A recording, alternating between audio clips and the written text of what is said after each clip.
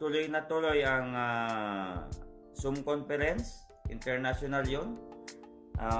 Nangyari man yun, pero marami ng mga mas positive na nangyari. Siyempre, nagkaroon na tayo ng target date ng production. So, ibig sabihin nun, nako, marami yan. Maraming produktong ilalabas dyan. Pangalawa, nakalatag na yung mga papel sa iba't ibang ahensya. Ready na for, ayaw kong sabihin. Basta, yun na yun. Kung ano yung iniisip natin na positive, yun na yun. Tayo ay nagsakripisyo dito para lang sa ikabubuti ng mga mamamayan natin ng bansang Pilipinas, para sa ikabubuti ng taong mga nangangailangan ng iba't ibang bansa.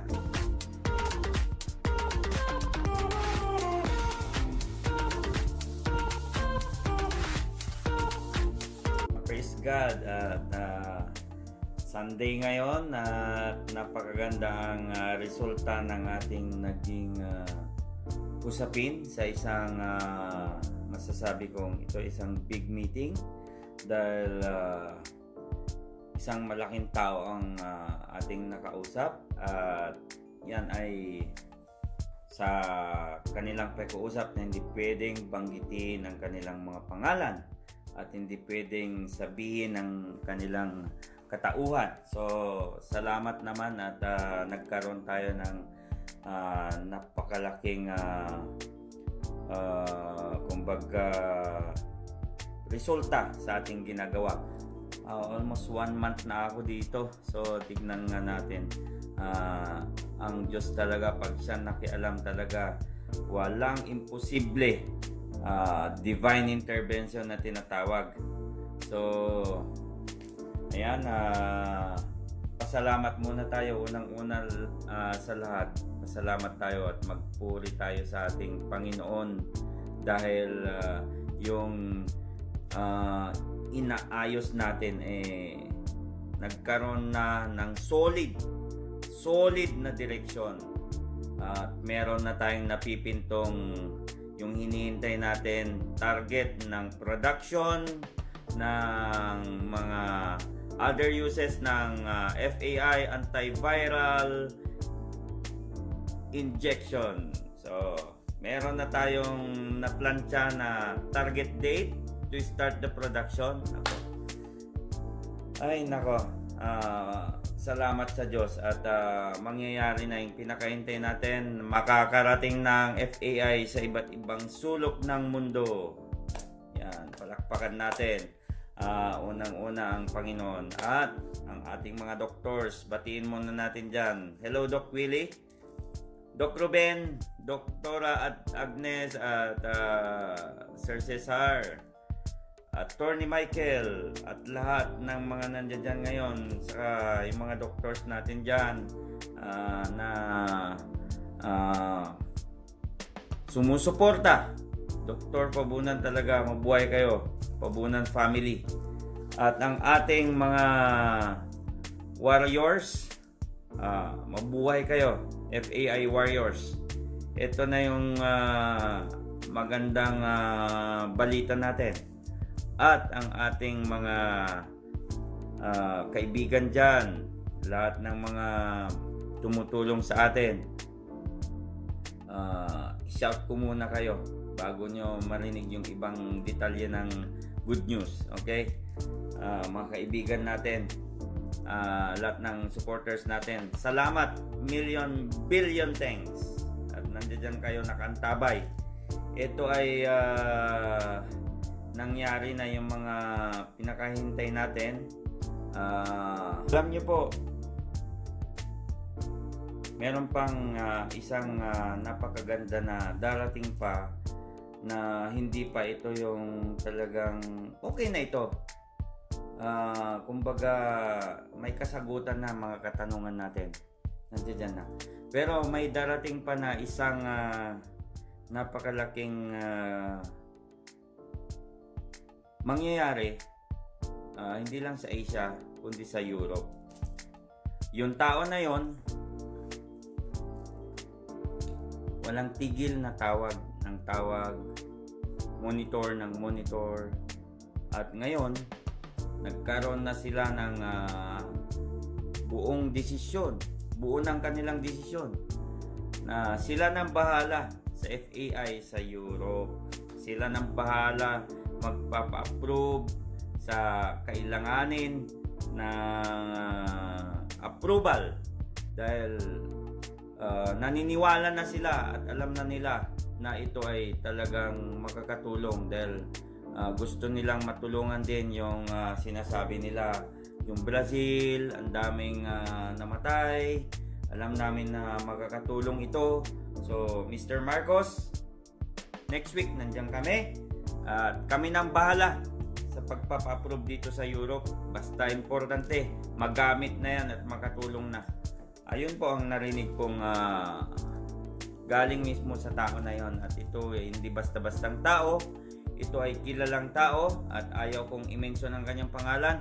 Hintayin na lang natin. Lalabas at lalabas ang balita na yan sa international news yan. Hindi yan sa bunganga ko, kung hindi sa kahit kanino man, kundi siyempre lalabas at lalabas yan. Lumabas nga yung dexamethasone pa lang lumabas na galing pa ng Europe yun din yun.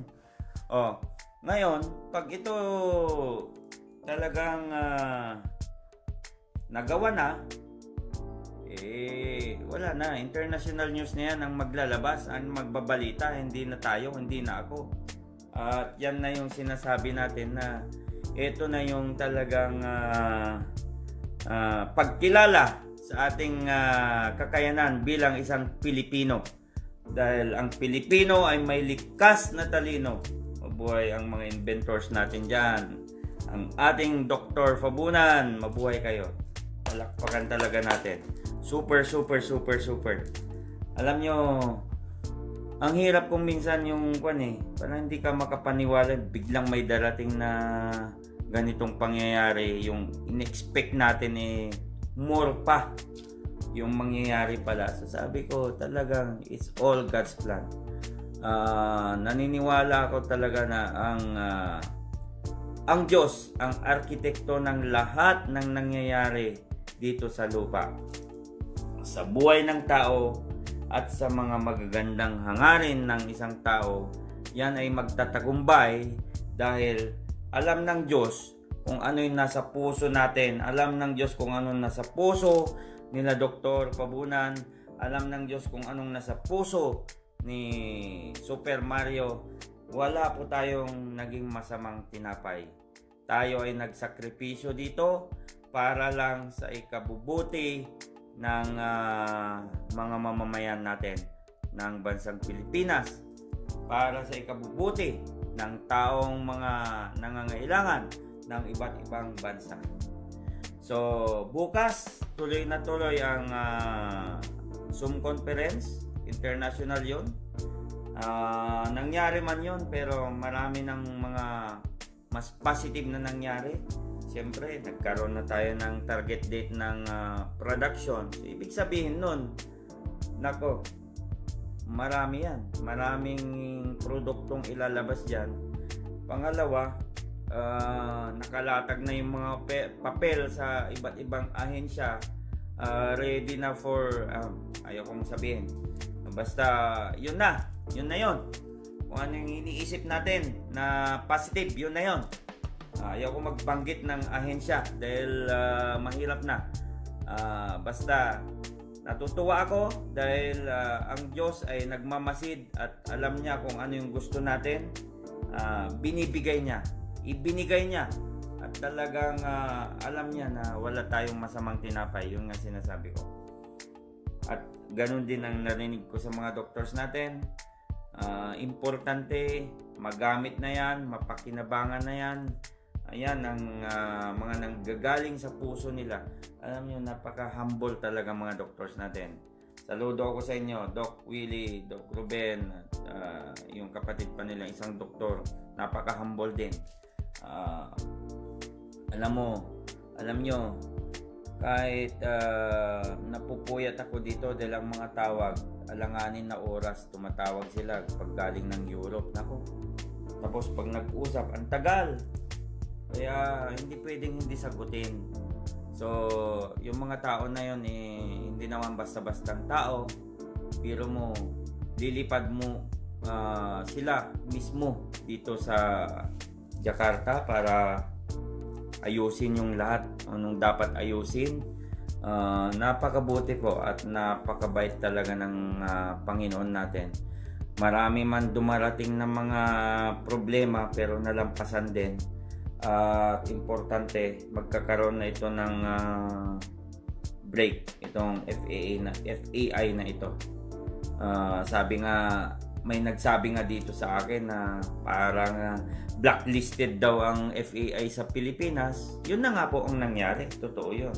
Pero sabi naman nila hindi bale dito ayusin naman natin at ayos naman. At yung doctors na nagsubok kasi napakalaki ang connection yun, napakalakas nun sa mga kapwa niya doctors at respetado siya. Siya mismo nakaturok siya ng walong injection ang nagamit niya sa sarili niya, pera ng mga kaibigan niya. So biro mo yon. Meron din nag-question sa kanyang doktor daw na bakit ginamit mo na yan hindi mo pa alam yung klase ng gamot na yan. Pinaliwanag niya, unang-una chinek ko, sabi niya may patent, sa patent pa lang naniwala na ako. Pangalawa, sa records na binigay sa akin bago pa dumating dito si Mr. Marcos, yung may mga sakit na gumaling na record sa clinic nila Dr. Pabunan, chinek ko, talagang paniniwalaan mo kasi iba-ibang estado, iba-ibang edad, iba-ibang klase ng tao, may matanda, may bata, at saka yung iba't ibang klase ng sakit na nagamot. Doon lang sila nagbase, alam na nila, hindi na sila natakot, ginamit kaagad. At yun, ang resulta, napakagandang resulta, positive na positive ang resulta. So wala na talagang masabi ang mga doctors dito. Proseso na lang yung inaayos. Normal naman yun. Dumaan sa process, nagtiyaga din ako, kabado, hindi ko maintindihan ang sarili ko dito, hindi ako mapakali, dahil mag-isa lang ako dito. Ang hirap din ng sitwasyon ko dito. Dahil unang-una, wala nga akong kakampi dito yung mga doctors na lang ang inasahan ko na gumamit nito, na gumawa ng paraan para masubukan, matignan, makilala ang sinasabi ng mga iba dyan no, na walang kwenta yan at hindi totoo yan. Ngayon, wala na akong masabi. Naging totoo yung kung ano yung mga sinasabi nila dyan noon, kabaliktaran. Dito, gumanda, maganda ang resulta at walang problema. Very confident sila. Wala silang naramdaman na side effect. Magandang kanilang mga pangangatawan. Gumanda ang kanilang karamdaman. Lumakas sila. Saludo sila. Saludo sila sa gawang Pinoy. Yan. Yan ang napakagandang narinig ko sa napaka-humble din na doktor pero napakataas ang kanyang katungkulan. Anong sabi niya? Saludo ako sa nag-imbento nito. Ibang klase. Lumabas dun sa Europe, sabi niya sa UK, yung dexamethasone. Tapos, hindi pa naihalo yung procaine. Yun. Ito na yung perfect combination, sabi niya. This is a perfect combination. Sa lahat daw ng nakita niya ng mga drug combination, pangalawa na siya sa nagsabi sa isang American doctor na nagsabi noon na there's only one drug combination in the world is the Pabunan, FAI, sabi niya. Ito, nagsabi na rin siya. Ay nako. Ito na yung nakita namin na the best combination. Dahil nakita namin, ang dami palang pwedeng pagalingin. Parang hindi ka panipaniwala. Pero, totoo pala. Ayan. Yan yung sinasabi natin noon na yung mga sinasabi natin na mga pilosopo. Ayan, talagang hindi naman kailangang patunayan sa inyo. Pero napatunayan sa ibang bansa na maraming mapapagaling itong gamot na to. Kaya talagang deserving na nandito ito. Kailangan, sabi nila, kailangan ito talagang maayos ang pag-handle nito dahil maraming matutulungan na tao. Sila mismo dito nagsabi, mga tao dito, maraming matutulungan na tao. Yan. Okay? So, yun. Inuulit ko. Salamat sa mga vloggers natin dyan. Saludo ako sa inyo. Pero, ulitin ko ulit, hindi pa itong pinaka-the best na update. Meron pang isa. Maghintay-hintay lang kayo. Ayaw kong pangunahan. Magdasal tayo at ayaw kong magsalita ng sabihin ninyo ang yabang. Hindi ako nagyayabang. Pero, ayos na ayos. Mga pangyayari parang miracle itong combination na to, pero miracle din yung resulta niya na nangyayari dito ngayon. Talagang halos hindi sila makapaniwala, pero nung nasubukan nila, naniwala sila. Diyan maraming sa atin, hindi rin natin masisi, pero yun nga, maraming pilosopo kung ano-ano yung mga sinasabi. Yun, ang Diyos hindi naman niya pababayaan yung mga taong inaapi, yung mga kinakantsawan. At the end of the day, sila yung mga mangingibabaw.